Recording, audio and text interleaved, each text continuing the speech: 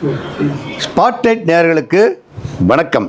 இப்போ தமிழ்நாட்டில் தமிழக முதல்வர் விஜய் அவர்கள் இன்னைக்கு 25/6/2026 அன்று 300 புதிய பஸ்ஸை ரிலீஸ் பண்ணி விட்றாங்க.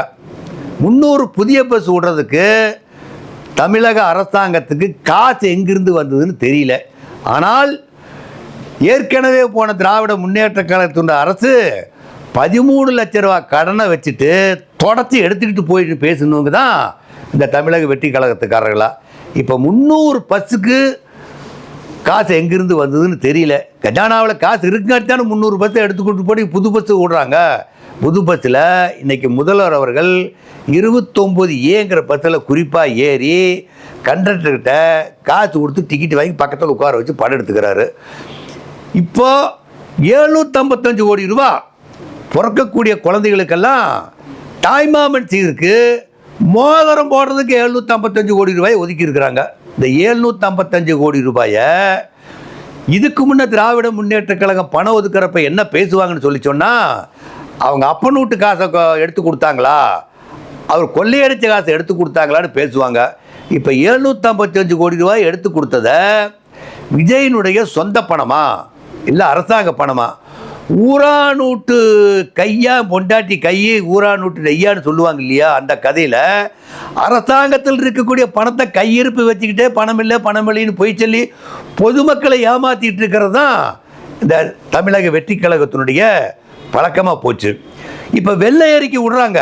யார்? நம்ம நிதியமைச்சர் திருவாளர் மரிய வில்சன் வெள்ளை அறிக்கை விட்டு தமிழ்நாட்டில் கஜானாவை தொடத்தை எடுத்துக்கிட்டு போயிட்டாங்க, காசு இல்லைன்னு சொல்கிறாங்க. இப்போ காசுக்கு ஒவ்வொன்றா பணம் 1000 ரூபா கொடுத்துக்கிட்டு இருக்கிறாங்க. 755 கோடி ரூபா ஒதுக்கி தங்கம் மோதிரத்துக்கு ரெடி பண்ணி இருக்கிறாங்க. 300 பஸ்ஸை எடுத்து விட்டுருக்குறாங்க. இப்போ இந்த ஆதவர்ஜன் எதுக்கு எடுத்தாலும் திமுக ஒன்றுமே செய்யலை எல்லான்னு சொல்லி பேசுவாங்களே. இப்போ இந்த பணத்தை அரசாங்க நிதியிலிருந்து கொடுத்துருக்குறோம், இல்லை ஏதோ ஒரு கையிலிருந்து கொடுத்தோன்னு சொல்லி இந்த கோடீஸ்வரன் இருக்கிறார் இல்லையா ஆதவர்ஜன் இப்போ சொல்லணும். இல்லைங்க, எங்கள் மாமனார் என் பேரில் ஒரு 800 கோடி சொத்து எழுதி வச்சார், அதிலிருந்து ஒரு தொகையை நாங்கள் கொடுத்துருக்குறோம் அப்படின்னு சொல்லி ஆதவர்ஜன் சொல்லி இருக்கணும். ஆனால் அரசாங்கத்தினுடைய பணத்தை எடுத்து பொதுமக்களுக்கு செலவு பண்ணுறது ஒரு பெரிய காரியம் இல்லைங்க. புரட்சித் தலைவர் எம்ஜிஆர் அவர்கள் மாற தன்னுடைய கையில் இருக்கிற காசை எடுத்து மக்களுக்கு கொடுத்து உதவி செஞ்சுருந்தா தான் அது உதவின்னு பேர். அரசாங்க பணத்தை யார் முதலமைச்சரானாலும், விஜய் மட்டும் இல்லை, யார் முதலமைச்சரானாலும் அங்கே இருக்கிற பணத்தை எடுத்து மக்களுக்கு கொடுக்கறத பெரிய உதவி என்று நினைத்து கொள்ளக்கூடாது. ஆனால் பொதுமக்கள் எல்லாம் நல்ல தெளிவாக இருக்கிறாங்க. இப்போ விஜய் வெற்றி கழகத்தினுடைய வான வேடிக்கைகளாக பார்த்துட்டு விஜய் பேச்சுகிற பேச்சுக்கும் நாட்டில் நடந்துகிட்டு இருக்கக்கூடிய இந்த கொலை கொள்ளை கையை பிடிச்சி இருக்கிற நிகழ்ச்சிக்கெல்லாம் பார்த்துட்டு பார்த்தோம்னா இப்போது அந்த கட்சி மேலே வெறுப்பு ஏற்பட்டிருக்குது. இப்போ அவங்களே தமிழக வெற்றி கழகத்தில் ஏண்டா நாம் ஆட்சிக்கு வந்தோம், இந்த திட்டையெல்லாம் நம்ம செமக்கணுமா அப்படிங்கிற சூழ்நிலையில் தான் அவங்களும் இருந்து கொண்டு இருக்கிறார்கள். அதுக்கு தகுந்த மாதிரி தான் கட்சிக்காரனும் சும்மா இருக்கிறதில்ல, அங்கே இருக்கிற எம்எல்ஏக்களும் சும்மா இருக்கிறதில்ல. அப்புறம் இந்த மாதிரி தாறுமாறான ஒவ்வொரு காரியத்தை செஞ்சுட்டு பழியை அடுத்தவங்க மேலே போட்டு விட்றாங்க. அந்த சட்டசபையில் நடந்த நிகழ்ச்சியை ஒருத்தர் ரீல்ஸ் இன்ஸ்டாகிராமில் போட்டதுக்கு நைட்டு 12 மணிக்கு போய் அவனை கைது பண்ணுறதுக்கு அந்த மாவட்டத்தில் இருக்கிற அனைத்து போலீஸும் போய் கைது பண்ணுறதுக்கு போகுது. அவர் வீட்டில் இல்லை.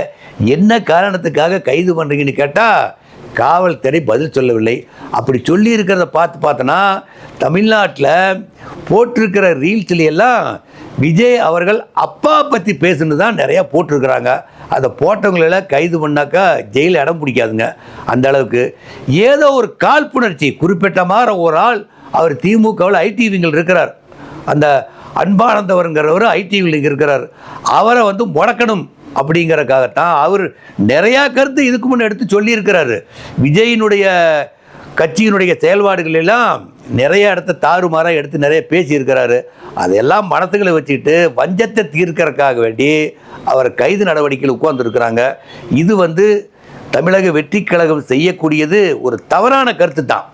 ஒரு நாட்டில் நடக்கிற தப்பை யாருமே பேசக்கூடாதுங்கிறாங்களா, அந்த அளவுக்கு தான் போய்கிட்டு இருக்குது. இதே நிலை நீடித்து சொன்னாக்கா நன்மதிப்பை தமிழக வெற்றி கழகம் இழக்க நேரிடும். இந்த வீடியோ உங்களுக்கு பிடிச்சிருந்தா லைக் பண்ணுங்க, கமெண்ட் பண்ணுங்க, ஷேர் பண்ணுங்க, சப்ஸ்கிரைப் பண்ணுங்க.